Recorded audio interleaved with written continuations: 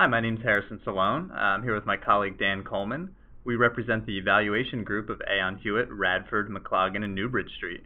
We're here to talk to you today about post-vest holding restrictions and some of the benefits of including a post-vest holding restriction on restricted stock awards. In the current corporate governance environment, post-vest holding periods are becoming more and more important for a number of reasons. From a corporate governance perspective, post-vesting holding requirements can define a pathway for executives to meet ownership guidelines, and they can provide a practical mechanism for the recovery of awards via clawbacks. This can lead to improved governance ratings with proxy advisory firms.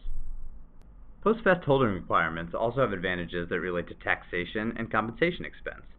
Mandatory holding periods can help to preserve the preferred tax treatment of incentive stock option and employee stock purchase plan shares, and reduce compensation expense under ASC 718 and IFRS 2.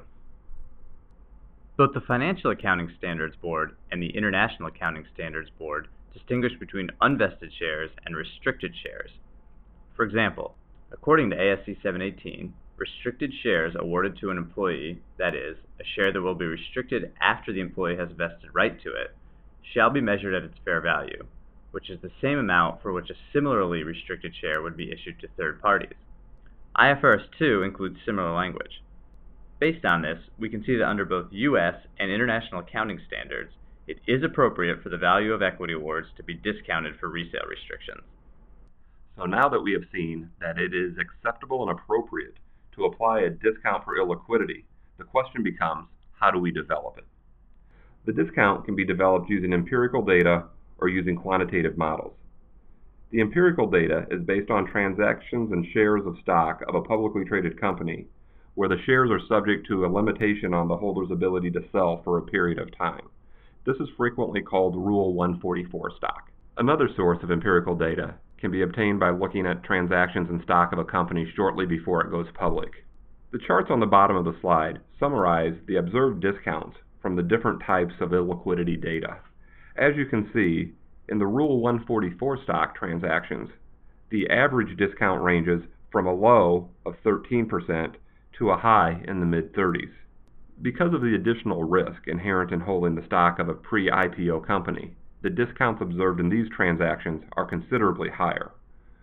But what this data clearly points out is that market participants do demand a premium to accept the additional risk inherent in holding a share of stock that cannot be sold for some period of time.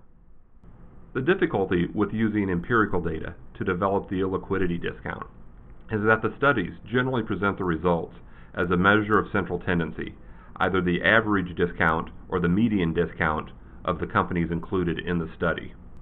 The problem with basing the discount on the average discount observed from the study is that the SEC has stated that it is not enough to simply cite the average marketability discount used by your investment banker, or to highlight that the amount of the discount used falls within a broad range you noted in an academic study.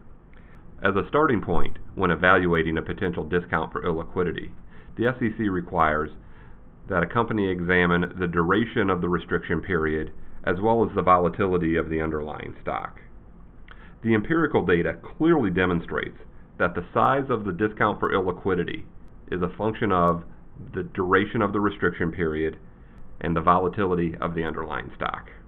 To address the shortfalls in the empirical survey data, many quantitative models have been developed to estimate a discount for illiquidity. The first three of these models are option pricing based approaches, in which the volatility of the underlying stock and the length of the restriction period are two of the key assumptions. The fourth approach, the cost of carry, estimates the illiquidity discount as the foregone opportunity cost of not being able to seek alternative investments over the restriction period. The benefits and disadvantages of each of these four approaches are summarized on the following page.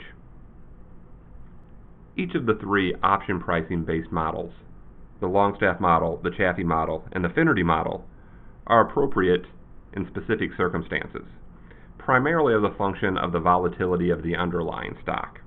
The selection of a model to develop the illiquidity discount will be based on the company's individual facts and circumstances. The Longstaff model is appropriate for very low volatility stocks. However, for moderate to high volatility stocks, the Longstaff model will significantly overstate the size of the discount. The Chaffee model is most appropriate for moderate volatility stocks, while the Finnerty model is most appropriate for high volatility stocks. Depending upon the length of the holding period and the volatility of the underlying stock, the illiquidity discount may be developed using a single model or multiple models. We note that the collared strategy, or the cost to carry, while being relatively simple and straightforward to apply, does not produce discounts that are in line with those observed in the market. Also, it fails to factor the volatility of the underlying stock, which is a key component when developing a reliable illiquidity discount. The benefits and disadvantages of each of these four approaches are summarized on the following page. On this slide, you can see a comparison of the different models and the typical discount for a one-year holding period. You'll notice that the Longstaff model consistently produces the highest discount, regardless of volatility level, followed by the Chaffee and then the Finnerty models. The collared strategy, or the cost of carry, consistently produces the lowest discount and has no sensitivity to volatility. And I'll hand it back to Dan for a final summary. In summary, the method used to estimate the discount for illiquidity must include two key factors. Stocks with higher volatility should have a higher discount for illiquidity, and longer post-vest holding periods should produce a larger discount. Second, one of the key criticisms of option pricing-based models is that they overstate the discount. This criticism of option pricing-based models is inappropriate, as noted by the AICPA in their practice aid on the valuation of privately held equity securities issued as compensation. Also, as previously noted, the most appropriate model to develop the discount for illiquidity will be based on a company's individual facts and circumstances. The validity of the model used to develop the illiquidity discount is based on the model's ability to replicate the discount observed in the market transactions. Finally, the option pricing-based models were calibrated using market data for Rule 144 stock transactions. We note that a Rule 144 stock is subject to a limitation on transfer rather than an absolute prohibition on transfer.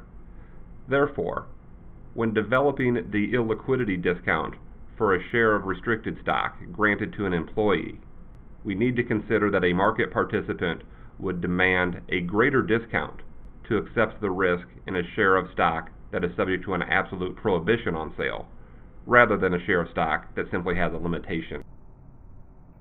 This concludes our educational video on post-vest holding restrictions. If you'd like to learn more, please visit our web portal at www.holdaftervest.com.